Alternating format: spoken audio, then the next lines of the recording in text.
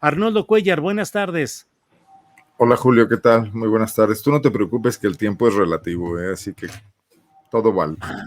Ya nos pusimos aquí. Ya, ¿qué se me hace? Que ya volví a decir mal el tiempo, la hora o algo así. No, Pero bueno, el tiempo es relativo, así nos vamos. Temoris Greco, buenas tardes. Hola, Julio, Arnoldo. Oye, hola. Julio, nos pasaron a mí y a Arnoldo la especie, el rumor de que fuiste al Valle de Guadalupe en Baja California a conseguirnos unos buenos vinos.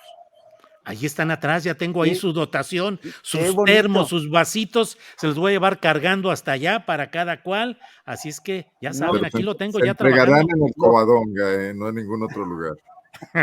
No te hubieras molestado, Julio. Pero Bueno, digo, oye, el Covadonga, luego no va Arnoldo Cuéllar, se hace citatorio y Arnoldo es el ocupado y no va. Y el otro día le llevaron su silla especial, así grandotota. Sí, Ya debo una, pero estaré ahí pronto. Ya estarás pronto, nos avisas para organizarnos.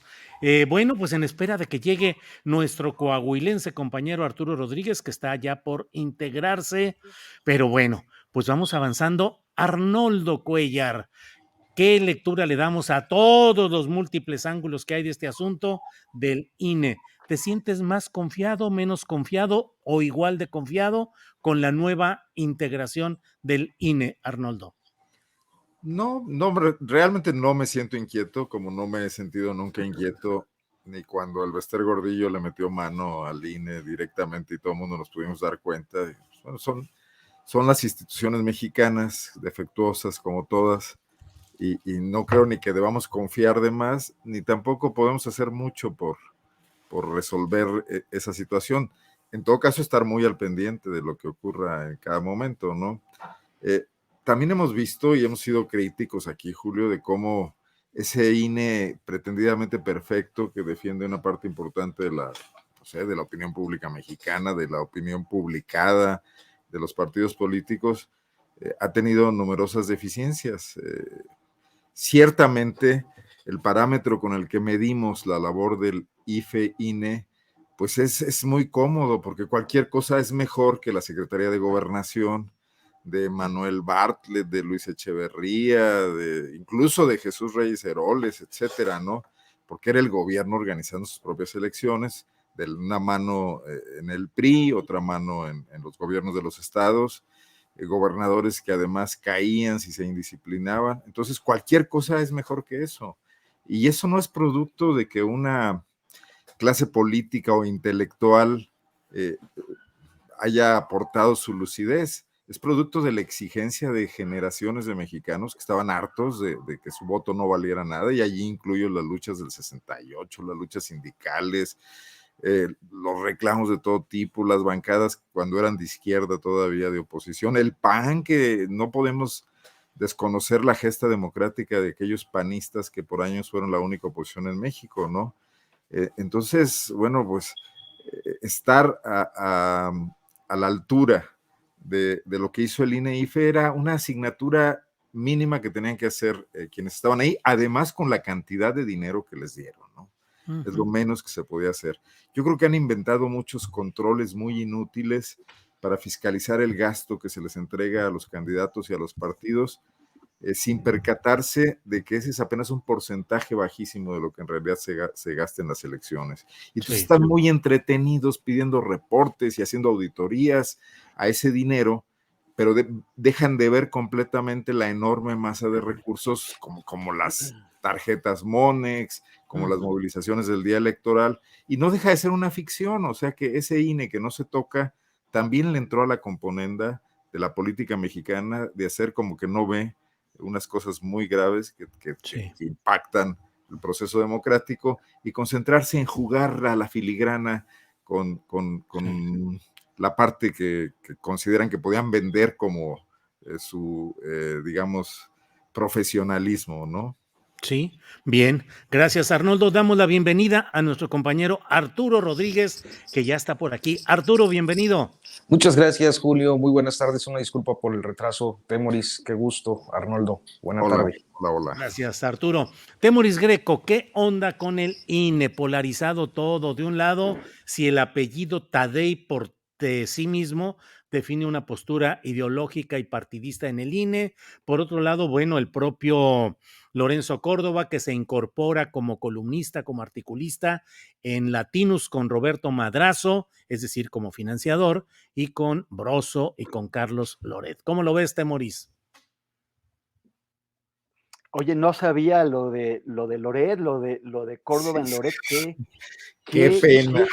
qué desvergüenza, la verdad, o sea, qué, bueno, o sea, es que, o sea, por un poquito de disimulo, por favor, ¿no? Sí. Me pregunto cuál será la inversión, o sea, porque seguramente la pluma de Córdoba se la deben haber peleado varios medios, o sea, de entrada, me imagino a Televisa, TV Azteca e Imagen buscándola. Debe costar, es una inversión. ¿Cuánto tendrá Latinus para invertir? O sea, todavía con lo que han gastado sus patrocinadores, Madrazo y Silvano Aureoles, ¿cuánto han gastado ya en sostener esa maquinaria de propaganda?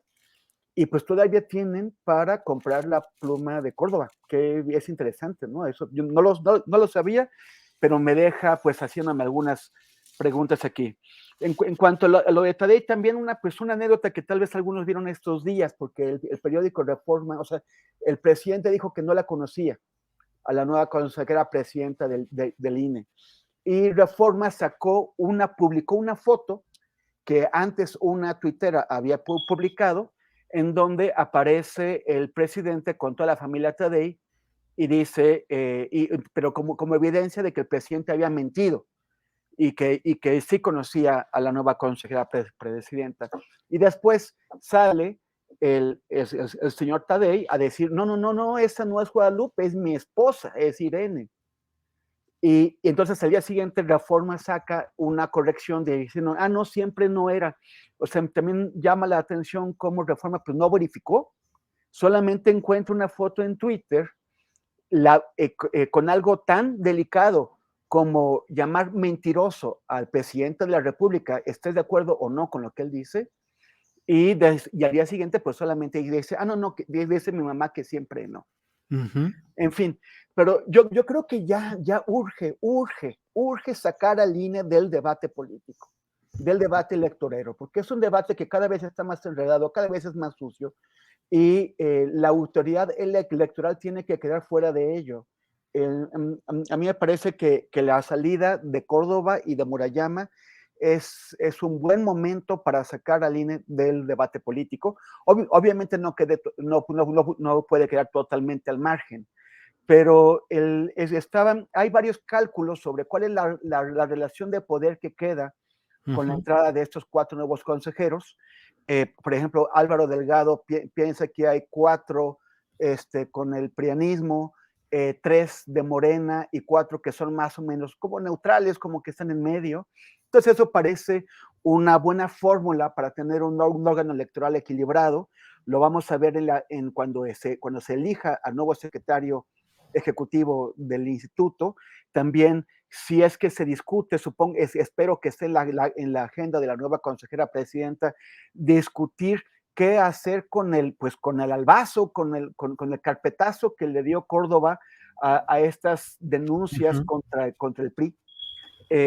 Ojalá que se pueda reabrir, eso también va a ser un símbolo, un signo de eso, pero sobre todo que salga de la discusión, que ya no se siga utilizando al INE como punching bag político, que se lleven a cabo las reformas necesarias, que se bajen los gastos, que se acabe con esta burocracia dorada, pero sobre todo ya dejar de utilizar al INE como un objeto para golpearnos.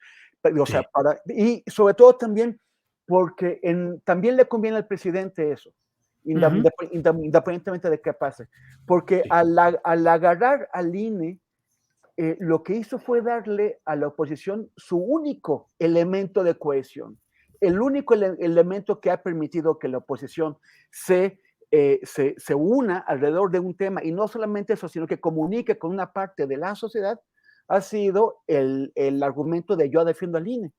Si sale el INE del debate político, y se permite que la presidenta consejera haga calladamente y con tranquilidad las reformas necesarias, yo creo que se le hará un favor al INE y le quitarán también un argumento político a la oposición.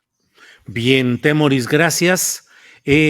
Arturo Rodríguez, ¿qué opinas? Sacar al INE de ese espacio de golpeteo político cuando pareciera ser que la tendencia es agudizar y ahondar el debate y la vigilancia y la crítica y la polémica respecto al INE. ¿Qué opinas, Arturo?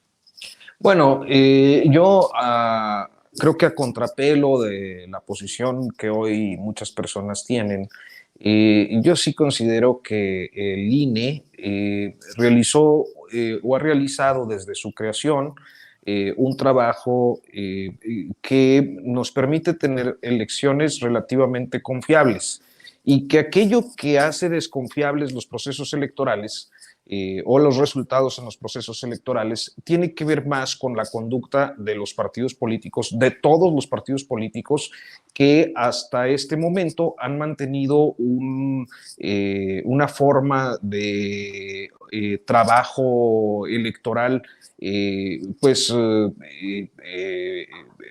casi siempre en los límites de la legalidad.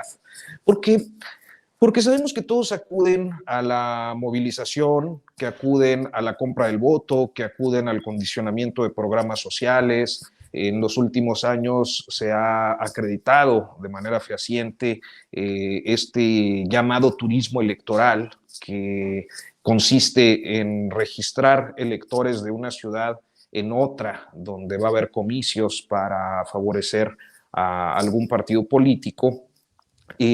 Todos sabemos que reciben financiamientos muchas veces opacos. Sabemos que, y no es una alusión directa a Morena y a López Obrador, yo creo que si algo tenemos claro quienes hemos cubierto procesos electorales es que el dinero fluye a través de las estructuras partidarias en efectivo y sin registro ni posibilidad de seguimiento y de fiscalización. Entonces, creo que hay un problema con lo que pudiéramos llamar las formas de jugar el juego. O sea, México es un país que a lo largo de su historia política contemporánea, estoy hablando desde la reforma política de Reyes Heroles hasta el momento, ha tenido que ir subsanando y perfeccionando elección tras elección su sistema electoral con el propósito de satisfacer las demandas o las inconformidades de algún partido político que pues señala muchas veces de manera digamos irrelevante para la justicia electoral, o sea, se señalan los problemas de una elección y luego se hace una reforma, o sea, no cambia el resultado de la elección, pero se hace una reforma para dejar más o menos las cosas en calma. ¿De qué estoy hablando? Por ejemplo, cuando pensamos en 2006, ¿no? Que es como uno de nuestros grandes referentes, pues sabemos que hay, y yo creo que en eso nadie podría poner en duda el hecho de que hubo una intromisión del empresariado mexicano a través del pago de una contracampaña expuesta en los grandes medios de comunicación masiva, ¿no? Que era la campaña del peligro para México, o la contracampaña, digámoslo así, o la campaña negra, si se quiere ver así, del peligro para México. ¿Qué es lo que ocurre? Pues viene una reforma y dice adiós con la compra de espacios publicitarios, para que ya la gente, en ese tiempo López Obradorista, que estaba en el PRD, en PT y en entonces Convergencia, dejen de estar señalando la inequidad en las elecciones, vamos a hacer una reforma y ya los partidos políticos no pueden comprar spots. Entonces se ha ido parchando, digamos que el esquema o el listado de reglas electorales, pero creo que en el sistema electoral y sí, en el caso de los partidos políticos hay una acción aplica en general a todo el derecho, pero que me parece que en el caso del derecho electoral no es innegable, que es hecha la ley, hecha la trampa. Entonces, ¿vamos por un organismo o vamos por una legislación cuando el verdadero problema está en las formas de hacer política electoral en este país? Bien, Arturo.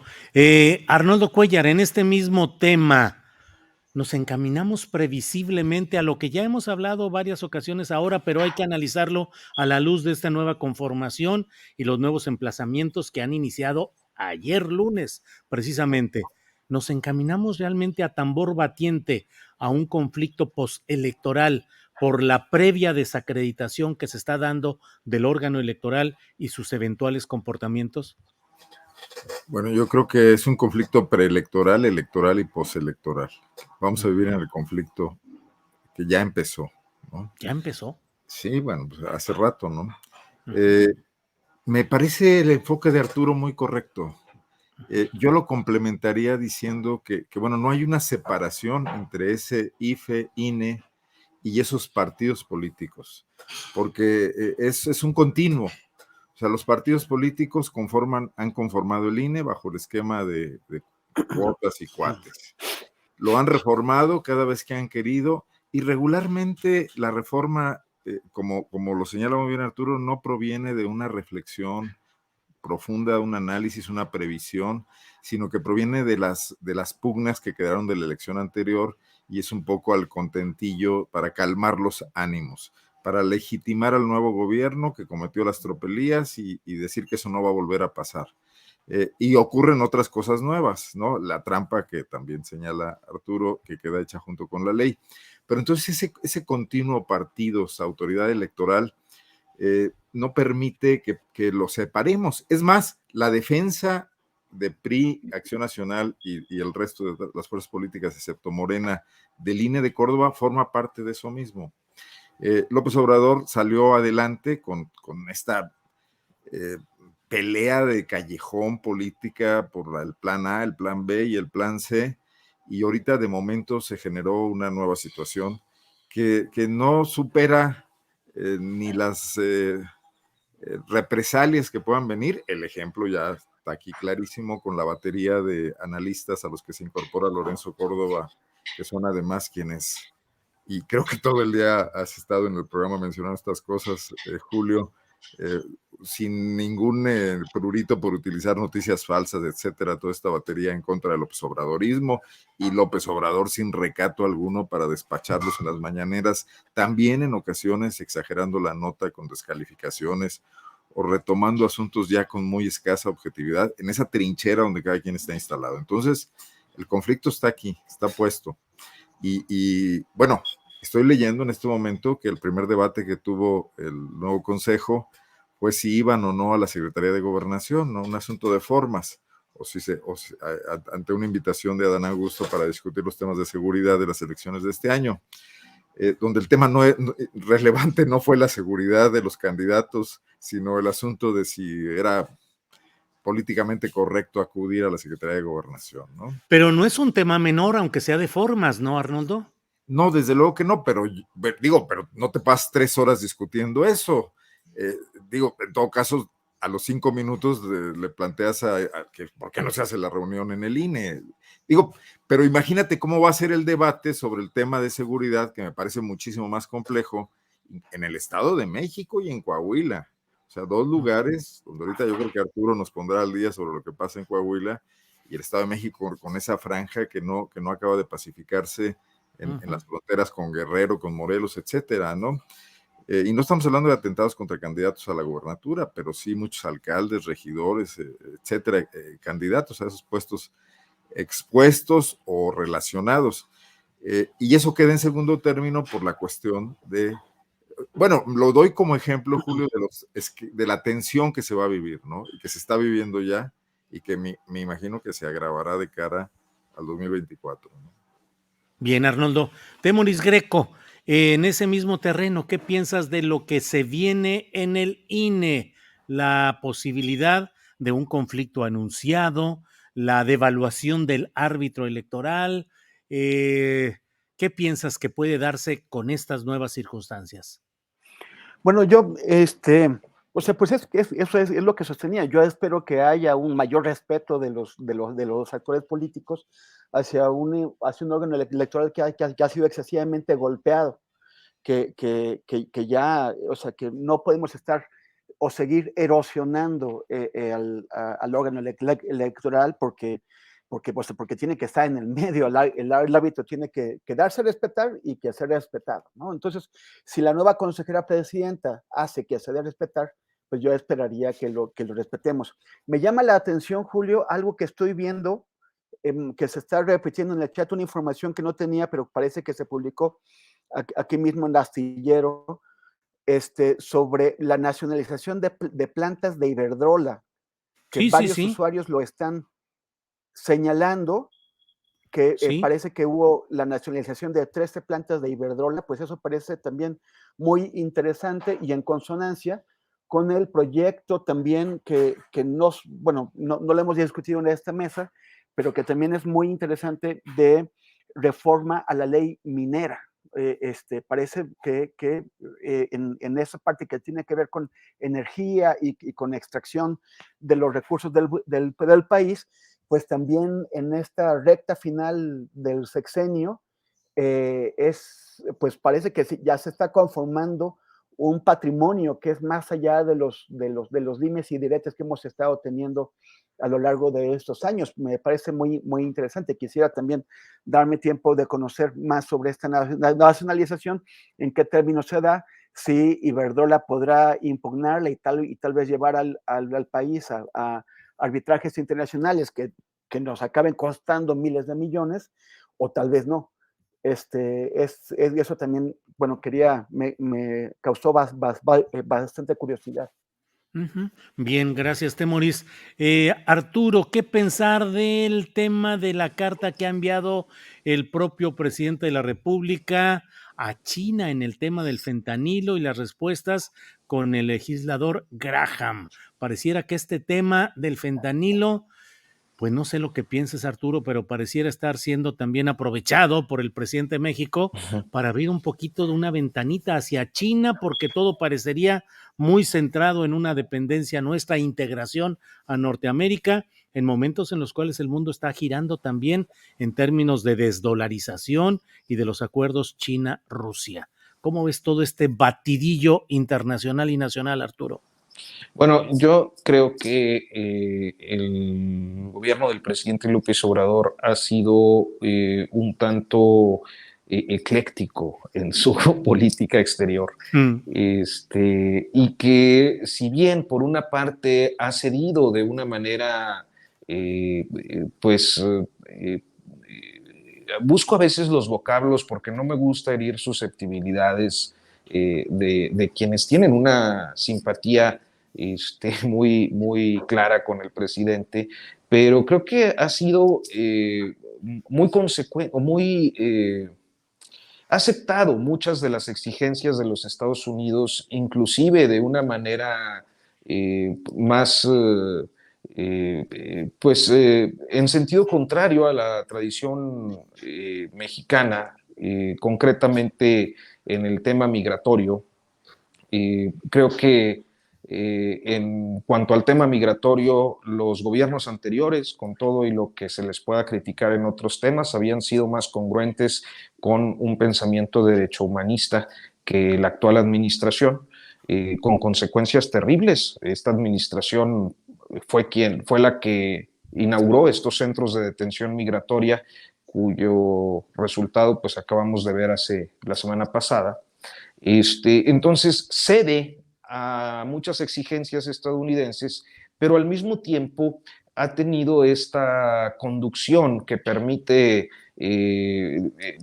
hacer ver o parecer una buena relación con potencias que son relativamente o abiertamente antagónicas a los Estados Unidos. El presidente ciertamente desde el tercer año de gobierno ha variado su política exterior. Los primeros años decía que la mejor política exterior era la política interior, y en atención a eso, pues no realizó o no ha realizado muchos viajes internacionales, se ha mantenido fuera de las grandes e importantes agendas internacionales, a veces tiene alguna definición, sobre todo en temas que le interesan por afinidad ideológica, no sé si de él, pero sí de algún sector de su militancia, como el caso Bolivia, Perú, entre otros. Y finalmente estos juegos con China y Rusia, a final de cuentas creo que pues un jefe de Estado tiene que relacionarse con todas las naciones en un contexto global como el que tú mencionabas, y me parece que tampoco podemos escandalizarnos de algunos cambios y de algunos gestos, como sucede en la parte más ortodoxa de los diplomáticos mexicanos, ¿no? Que no, es gravísimo, ya está poniéndose en relación con tal nación en un contexto me parece que a veces también la diplomacia exagera mucho sus posiciones. Es decir, los diplomáticos más ortodoxos de este país, que además suelen tener muchos espacios en los medios, y bueno, pues creo que es uno de estos episodios de un poco de ruido, pero en buena medida quizás superables e irrelevantes al mediano plazo. Bien, gracias. La información ya está fluyendo respecto a este tema de Iberdrola. Es la compra de 13 plantas de generación de energía eléctrica por un total de 6,000 millones de dólares. El propio presidente ha informado y ha dicho, hoy el gobierno de México firmó un convenio para comprar a Iberdrola 13 plantas de generación de energía eléctrica que formarán parte del patrimonio público y serán operadas por la CFE, la Comisión Federal de Electricidad. Dice el presidente, es una nueva nacionalización. Híjole, no creo que sea el término exacto que pueda aplicarse. No es una nacionalización, es la compra de Pero acciones y de activos.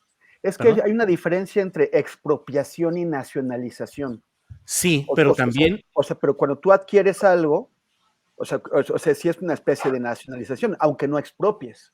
sí, de acuerdo. En la nacionalización de la industria eléctrica que hizo López Mateos tampoco fue una nacionalización, fue la compra cuidadosa, negociada de las acciones que tenían las empresas que producían energía eléctrica en aquel tiempo. Es decir, es una operación comercial de compra-venta de estas empresas. No es que se esté nacionalizando, porque nacionalizar implicaría, desde mi punto de vista, Temoris, que la totalidad de una actividad comercial o económica quede bajo el dominio, la totalidad de una nación, como fue en el caso del petróleo, hubiera sido nacionalizado o expropiado.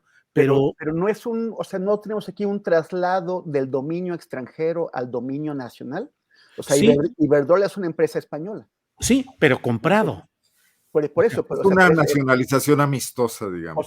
Sí, lo que creo es que puede haber una nacionalización mediante expropiación y sí. una nacionalización con este traslado del dominio extranjero al nacional mediante la adquisición comercial, Sí. ¿no? O sea, no Pues es hostil, es convenida.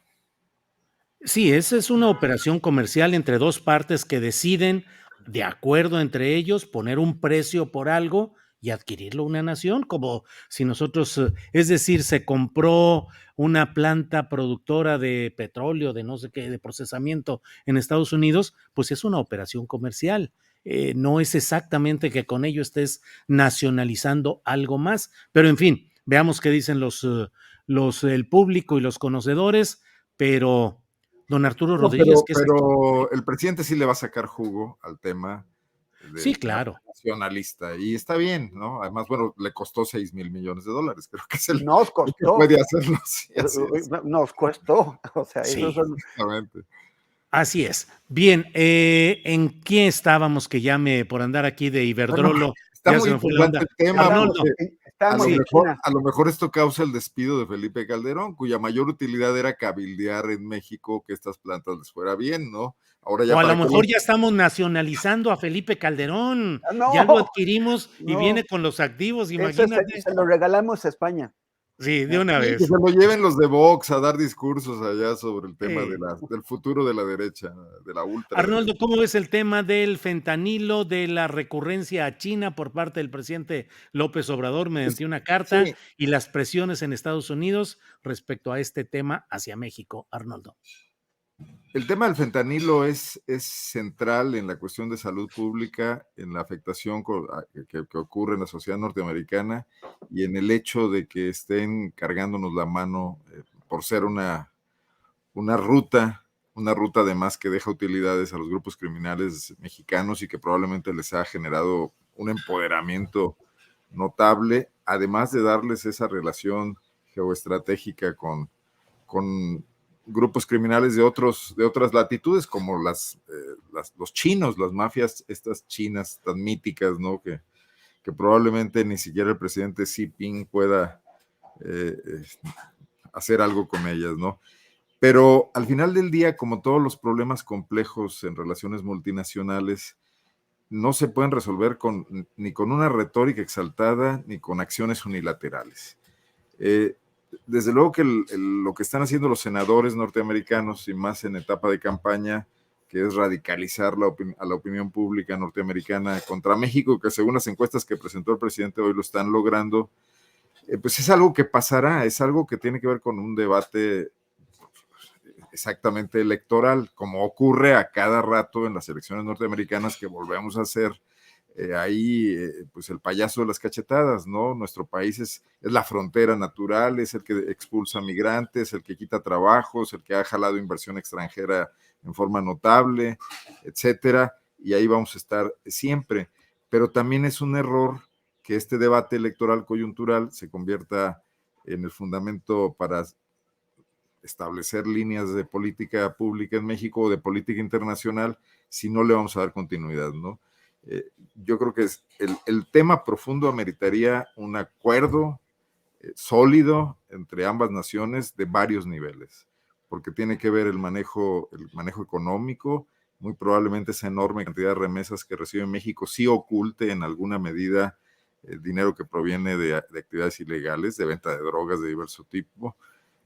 También el tema del intercambio de información, que se ha intentado muchísimas veces y que siempre ocurre con ventajas para los norteamericanos o con ventajas para las mafias mexicanas como la que representó García Luna, que muy probablemente usó muy, muy sólida información de intercambio para sus negocios personales, ¿no? Pero que no se da en un ámbito de productividad.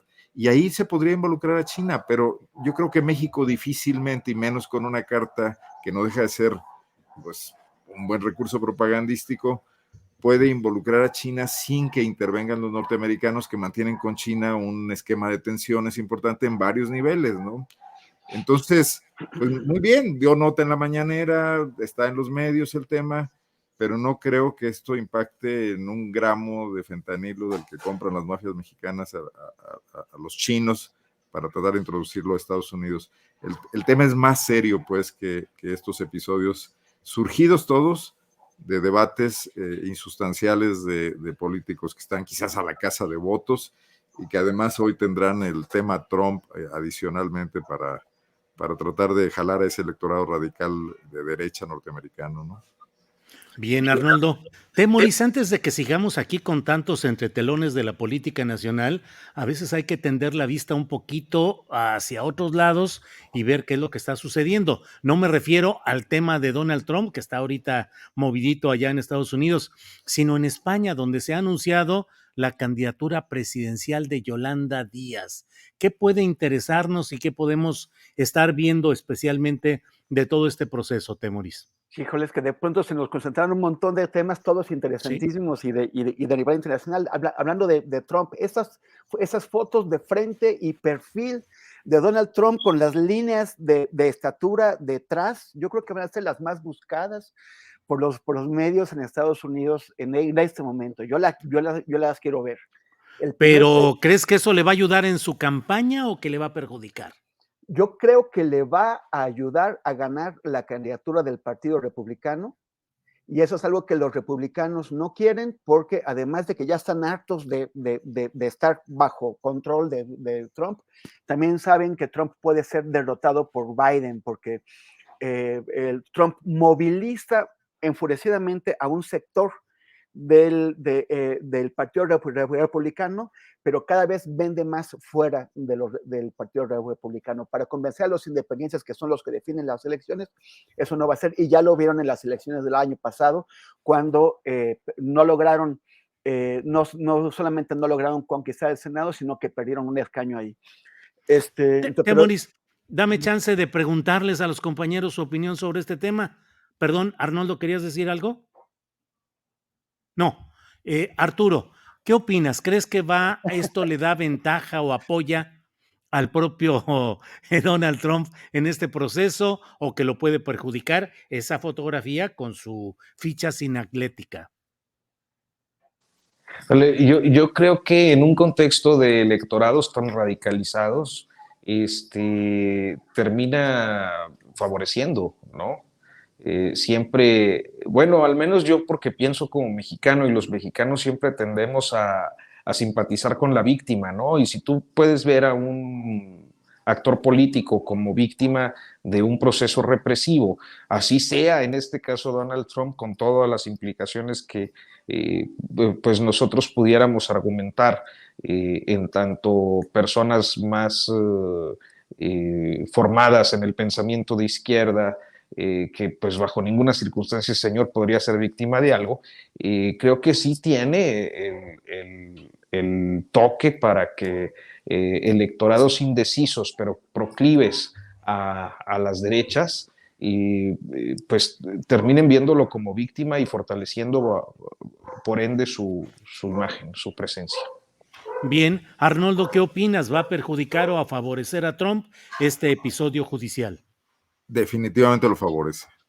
O sea, va a consolidar a su electorado, que está rondando el 50% de los votantes que acuden regularmente a una elección, y que van a ver cómo el establecimiento político de Washington trata de sacarlo de la jugada. Hay que recordar que Trump surge por la crisis de ese establecimiento político, donde están demócratas y republicanos moderados, y que ha obligado al Partido Republicano a radicalizarse. Entonces yo creo que definitivamente para sus fines esto incluso hace olvidar las tropelías políticas, que me parecían muchísimo más graves que el tema que lo... Bueno, están todos juntos los juicios, realmente no sé cuál es el que lo lleva hoy a este inicio de proceso, pero el asalto al Capitolio, o la intervención electoral, ya no me acuerdo en qué estado, en Georgia, ¿no? Uh-huh. Sí, esos sí eran definitivamente atentados contra la normalidad política de los Estados Unidos, y quedan un poco diluidos por todo lo demás, y yo creo que su público lo va a ir a soportar y a fortalecer, lo va a regresar a la movilización. Si le alcanza o no le alcanza es otra cosa. Habrá que ver cómo se comporta. Biden no es un candidato fuerte, su popularidad no ha repuntado. En una de esas sí estamos ahí. Y luego nomás falta que el presidente López Obrador salga en su defensa, porque ya lo dijo inicialmente, que lo querían sacar de la jugada como a él, ¿no? Uh-huh, uh-huh. Bien. Temoris Greco, ¿quieres entrarle a este tema de España y la candidatura?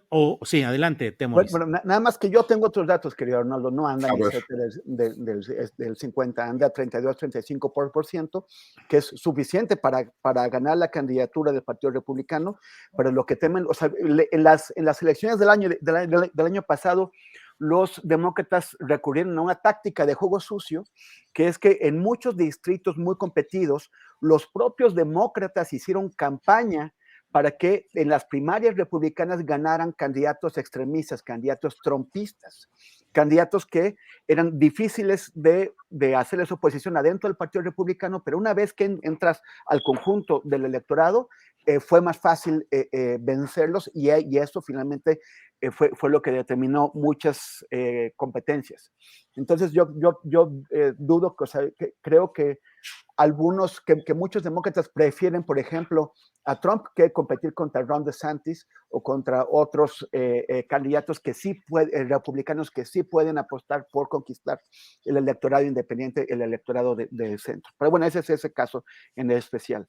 En el caso de España, pues está muy, muy interesante. Antier, Yolanda Díaz es una militante del Partido Comunista Español que se está poniendo adelante en la competencia por ser la candidata del sector a la izquierda del Partido Socialista, o sea, que una a las pues muy diversas formaciones de izquierda que se dan en toda la geografía española. Podemos se está resistiendo, pero parece que pues que prácticamente los está emplazando a aceptar su candidatura o esto, pero dio un discurso súper interesante, un discurso muy positivo, en un ambiente político, en un escenario político internacional, en el que parece que la única manera de ganar votos es polarizar, es tratar a tu adversario como enemigo, como rival, como inaceptable, prácticamente como alguien que está contra la patria, y que es además un escenario que le gusta a extremistas como Vox, que les gusta incluso a los del Partido Popular, que es la derecha ella está tratando de desmarcarse de ese escenario de polarización y de construir una propuesta positiva, una propuesta de izquierdas que abrace todo ese amplio sector interseccional que es el de las izquierdas, que tenga al feminismo, al antirracismo, al ambientalismo, pero que también permita que aquellos sentimientos locales, sentimientos de izquierda próximos al nacionalismo, se vean como parte de este proyecto amplio. Es muy interesante, hay que ver el discurso que dio, y a mí me parece que también pertenece a estas nuevas corrientes que estamos viendo también, a las que pertenece Boric, a la que pertenece Petro, a la que incluso Lula, en la que Lula mismo se ha estado reenmarcando, una izquierda del siglo XXI que nos permita confrontar a los derechismos, ese derechismo beligerante y cada vez más antidemocrático que estamos viendo. Eso es muy, muy interesante. Y por lo del tema del fentanilo, bueno, yo coincido con mis compañeros, es posturismo lo que estamos viendo, son gestos hacia las gradas, una carta al presidente Xi Jinping no va a, o sea, los acuerdos entre México y China que se pudieran hacer, eso los negocia Ebrard con el canciller chino, ¿no? Ni siquiera tienes que involucrar al presidente de China. Esa carta, pues no. Me llama la atención. AMLO es un personaje que escoge a sus contrincantes, a sus interlocutores. Los escoge y los mide porque los puede utilizar. Rara vez tú ves que AMLO tenga que responderle a alguien que no quiera él responderle a fuerza. Por eso vemos que suele, pues, sobajar o demeritar a los políticos de la derecha mexicana y escoge pelearse con Loreto, con los medios de comunicación o con Ciro o con ellos. Me llama la atención que haya, o sea, porque él sabe que cuando escoge a un interlocutor, eleva la estatura del interlocutor, lo eleva a la estatura del presidente de la República Mexicana. Me llama la atención que haya escogido pues enrollarse con Lindsey Graham, que es este senador republicano estadounidense, porque realmente sí beneficia más a Lindsey Graham que AMLO. Lindsey Graham es un tiburón de la política estadounidense. Es uno de los decanos del Senado de Estados Unidos, es un tipo muy peligroso, al que no le puedes conceder ningún espacio porque lo aprovecha, porque te lo roba. Y es un tipo profundamente antimexicano. Y finalmente, ya para cerrar, si China está enviando este fentanilo a los Estados Unidos, recordemos las guerras del opio. Las guerras del opio que sufrió China fueron 2 guerras en el siglo XIX, en los que como Gran Bretaña tenía un déficit comercial con los chinos, porque las clases altas británicas inglesas les compraban a los chinos té, porcelana, seda, y había un déficit comercial. Los ingleses quisieron solventar ese déficit llenando a China de opio. Llenaron a China de opio, intoxicaron a los chinos y Ujú. cuando el gobierno chino, cuando los emperadores quisieron parar este tráfico ilegal, Gran Bretaña o Inglaterra en aquel momento tuvo pretexto para atacarlos y venció en 2 ocasiones a China. Fue muy humillante para China. Sí. Y ahora sería como una especie de devolución histórica a la nueva potencia anglosajona, pues devolverles un derivado de un opioide como es el fentanilo.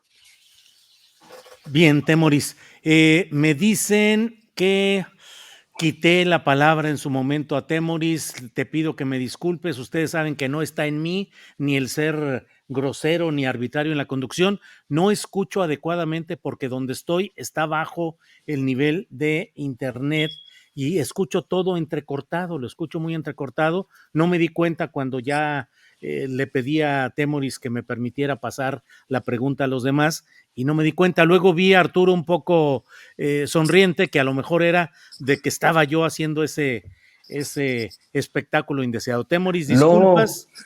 No me pareció, o sea, yo creo que más bien lo que quisiste hacer, Julio, fue aprovechar el tema que yo había sacado, el de Trump, para compartirlo con los demás colegas y después seguir adelante.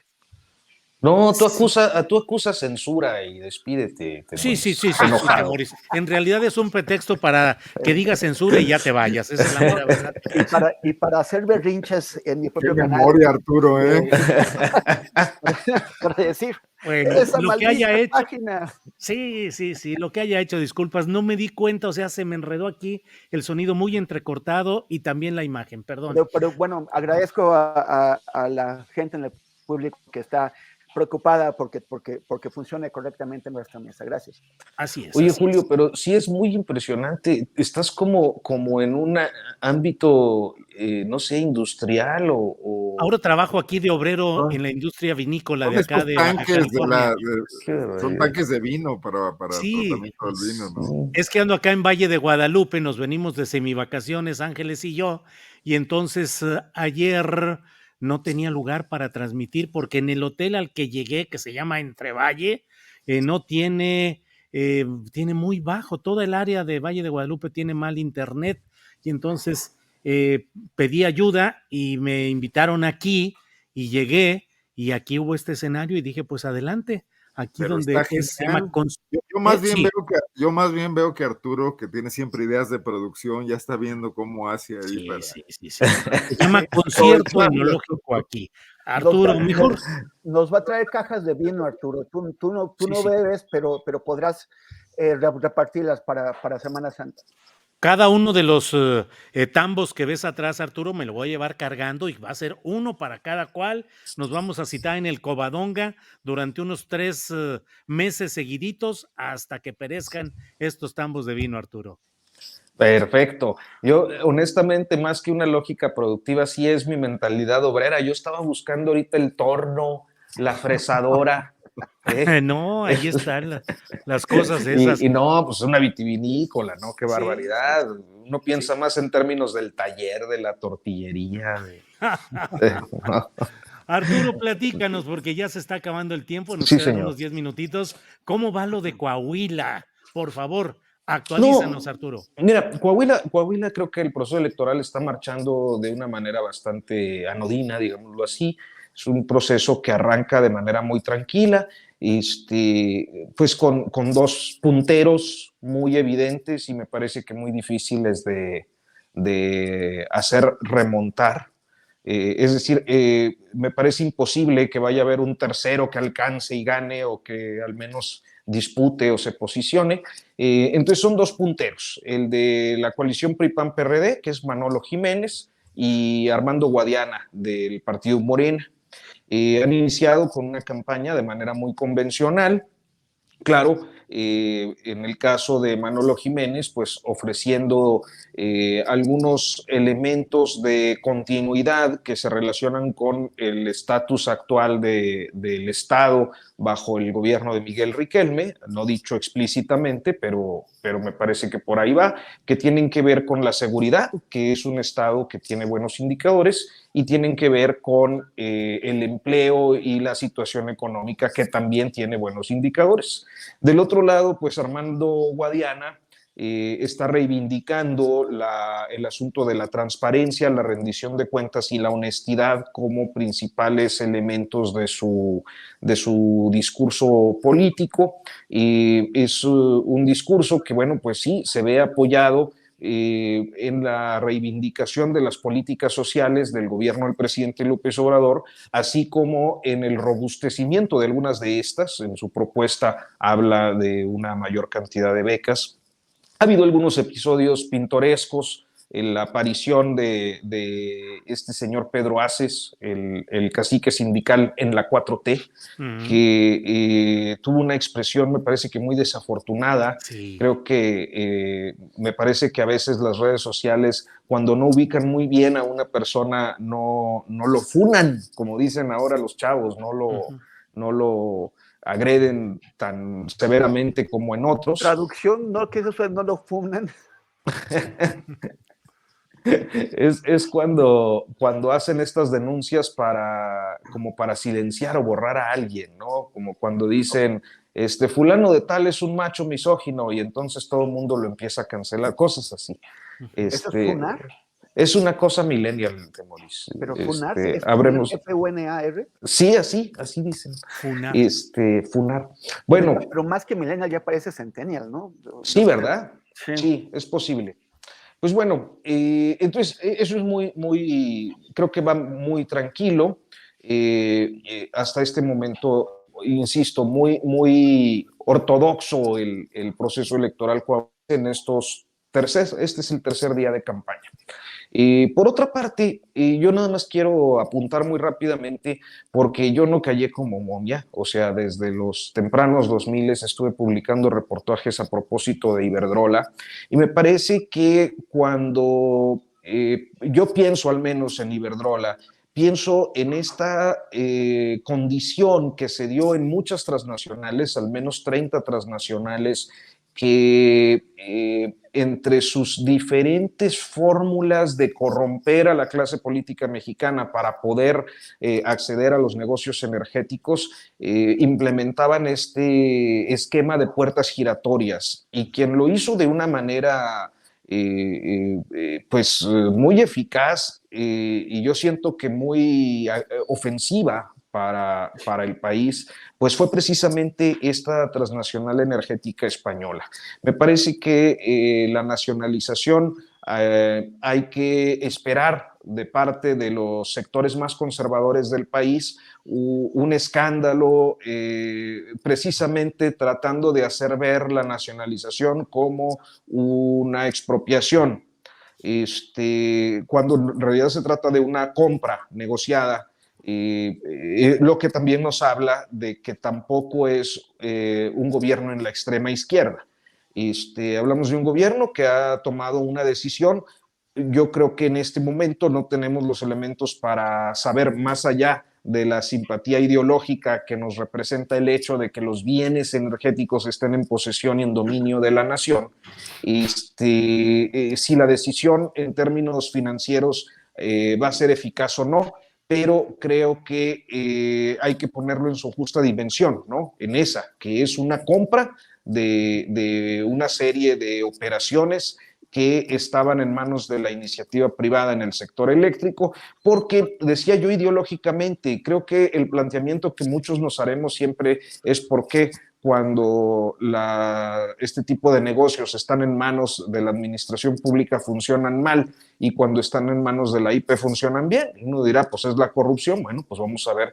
Yo creo que estas son las pruebas de fuego de la 4T cuando habla de que ya no es corrupto, ver que efectivamente con el paso del tiempo podamos observar que estas empresas funcionan bien estando en manos del gobierno, que es como una esperanza, una utopía que todos tenemos. Pero a mí me parece que sacar a Iberdrola de México es una decisión que era deseable desde hace mucho tiempo. Ya, es todo. Bien, Arturo, gracias. Eneida Martínez Ocampo, sí, perdón, nos dice, sí, adelante. No, adelante con la lectura.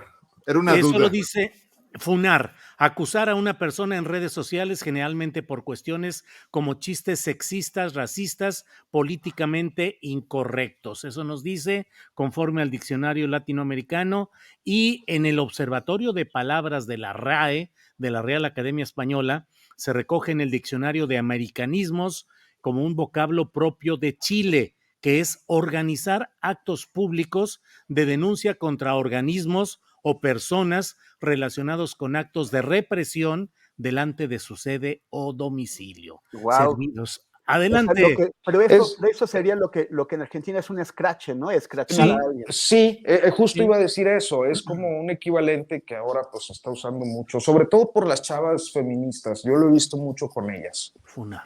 Arnoldo, adelante, No, por favor. la pregunta, a ver si Arturo Temoris o tú mismo, Julio, ubican el tema de cómo quedaría la cuestión de las reglas de las empresas privadas y públicas en el esquema energético en el momento en que el gobierno compra estas empresas de Iberdrola, ¿no? Tenían preferencias, la reforma de todas maneras les dejó algunos espacios. Hay cuotas, pues, no sé qué podría pasar ahí, sería cosa de mover el marco legal porque cambia la realidad jurídica, ¿no? Y ahí vamos viendo, por lo pronto lo que están diciendo es que con esta compra de Iberdrola o de estas plantas, México quedará en condición de producir el 65% de la energía eléctrica en nuestro país. Pero como dice Arturo, coincido, hay que ir viendo los detalles del contrato, de la manera, de la compra, qué significó, y ya podremos ir avanzando. La inmensa mayoría de las opiniones publicadas respecto a lo que es nacionalización van en el sentido de lo que ustedes tres han dicho, de que es el acto en el cual el Estado compra algún tipo de empresas o actividades de alguna actividad privada que ahora entra al Estado. Tengo mi opinión, pero la verdad es que todo está en el El otro sentido que tema es Oye, cómo pero puede ser. no, pero perdón la interrupción, pero danos tu opinión, Julio. Voy aquí la a... misma, yo creo que nacionalizar es cuando se tiene la posibilidad de adquirir el control completo de alguna actividad productiva o comercial por parte del Estado. Y yo digo que cuando se ha comprado agronitrogenados, no es que se esté nacionalizando esa industria, simplemente el Estado realiza una operación comercial con la cual se queda con esa empresa. Esa es mi opinión. Y yo digo que en la llamada nacionalización de la industria eléctrica de López Mateos no fue en estricto sentido una nacionalización, sino la compra también cuidadosa durante largo tiempo de las acciones de todas esas empresas. Pero bueno. A ver, o sea, entonces como nacional, o sea, porque yo entiendo bien, lo podríamos poner en estos términos. Hablamos de nacionalización cuando es algo más amplio y general, y de una negociación cuando es algo muy concreto y específico, Sí, limitado, reducido. así O lo sea, veo yo, sí. O sea, podríamos pensar en esto, Julio, para la nacionalización de la banca. El Estado se queda con toda la banca nacional. así es, así ¿Sí? es. La nacionalización de la industria eléctrica con López Mateos. Pero ahí fue un decreto, pues hay una acción unilateral del Estado, aunque tengan que pagarla. Aquí no, aquí se sentaron en una mesa a negociar. Bueno, la expropiación petrolera también hubo que pagarla, aunque no estuvieran de acuerdo Pero la acción las arrancó compañías, con ¿no? un decreto, ¿no? Arranca con Sí, Por un fue eso, un pero decreto. acto de haces, autoridad. claro, pero una expropiación implica una indemnización. En lo Entonces, general, pero hay gobiernos que dicen no voy a expropiar porque, digo, a pagar compensación porque gastaron, hicieron un gran daño a la nación. En Cuba, ¿qué tanto se pagó de expropiaciones? sí, bueno, pero eso fue una revolución, ¿no? O sea, esto también hubo otra Ah, cosa. sí, la expropiación es un acto de poder del Estado. Y acá lo que hay es un acto comercial en el Pero que el Estado compra acciones de unas empresas. Sí. independientemente de todo, y aunque ya en el chat dicen que yo siempre le encuentro punto negativo a las cosas, bueno, una disculpa por no sacar aquí las banderas de tricolores y agitarlas. El tema es que de todas formas estamos en un mundo distinto. No hay una autarquía nacional o un intento, o sea, esto hay quienes lo pueden tomar a mal en la globalización de que se vuelva a conformar un monopolio. El tema es que estamos saliendo al mundo desde hace tiempo a buscar inversiones. El presidente valora muchísimo, cada rato recibe al inversionista no me acuerdo cómo se Sí, el de llama. BlackRock, que es el BlackRock. portafolio de inversión, sí, bueno. Y entonces estamos tratando de vender al país la nueva situación estratégica por el conflicto con China, y es ahí donde puede haber cortocircuitos también entre el discurso nacionalista y pues la integración de México en una economía global, que además ya no tenemos para dónde hacernos en ese sentido, ¿no? Sí, así es. Pues camaradas, compañeros, Oye, ha llegado, sí. yo necesito hacer algo porque lo han estado pidiendo con insistencia en el chat y tienen mucha razón. Mariam Calderón primero y luego Ileana Lara le hizo eco, que son, pues es gente que nos sigue mucho aquí.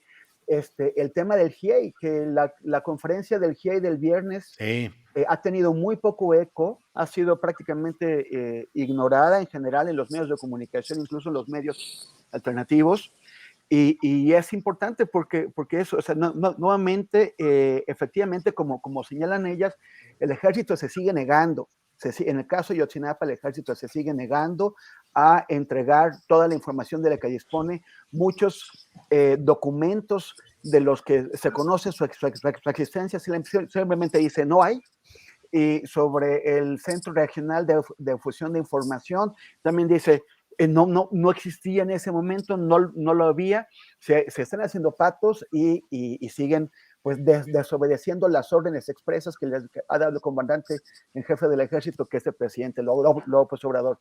Además de eso que señalaban ellas, también hay varias personas en el CISEN, bueno, en el Centro Nacional de Información, antes CISEN, que tienen órdenes de aprehensión vigentes, no han sido canceladas y siguen trabajando en el CNI bajo la protección del general Audomaro, porque si no pueden estar ahí y nadie los molesta.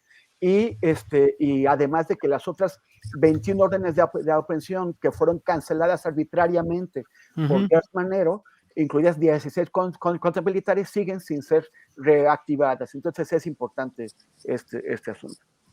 Bien, pues el tiempo se nos ha ido. Gracias, Arnoldo, Temoris, Arturo, por esta oportunidad. Sí, Arnoldo. Un brevísimo postre, ya no hubo mucho tiempo, pero no le pierdan de vista la Feria Nacional de San Marcos en Aguascalientes, donde la nueva gobernadora Teresa Jiménez está gastando 116 millones de pesos en traer a toda clase de artistas, desde un Rod Stewart que probablemente ya vaya a cantar en silla de ruedas, hasta todo. ¿Cómo pues, ves, Arturo? Todo con entradas gratuitas, en un intento de posicionamiento de este nuevo gobierno, con un presupuesto que supera el de muchas dependencias, el presupuesto anual de dependencias como el Instituto de la Mujer, la Procuraduría de Derechos Humanos, etcétera. Hay que ver ahí a qué le está jugando la nueva gobernadora y su flamante esposo, el guanajuatense Luis Alberto Villarreal, ¿no? De muy conocidos antecedentes políticos de Montana y compañía. Te vamos Arturo a funar. Rodríguez. Te vamos a funar por gerontofóbico. Arturo, para equilibrio, si quieres un postrecito antes de retirarnos. No, pues ya, agradecerles. En defensa de sí Rod tenía Stewart. algo. Nada más, no sé quién de ustedes está en un lugar donde están haciendo de comida. A mí se me antojó como una sopita de fideo y un picadillito con sopita de arroz y frijolitos refritos, tortillas recién hechas. Acá por donde ando la fama es la comida y la bebida, langosta, mariscos y de todo. Sí. Así No, es que yo estaba muy casero, pero es que se oían trastos ahí, no sé. Es aquí. Mira. Fueron unas milanesas. Y no, se pues me abrió el tenemos que hacer una excursión allá a León, Guanajuato, Arturo y Temoris, para ir con Arnoldo a comer sabroso. Sí, estaría muy bien. Sí. Nomás que se acabe la violencia. Bueno, me odiaron más con mi comentario de Rod Stewart que con todos los que hice en contra de la nacionalización. Bueno, gracias a los tres. Gracias, Arnoldo. Un abrazo. Gracias, Temoris, Arturo. Que estén muy bien. Hasta luego, gracias. Hasta luego, gracias.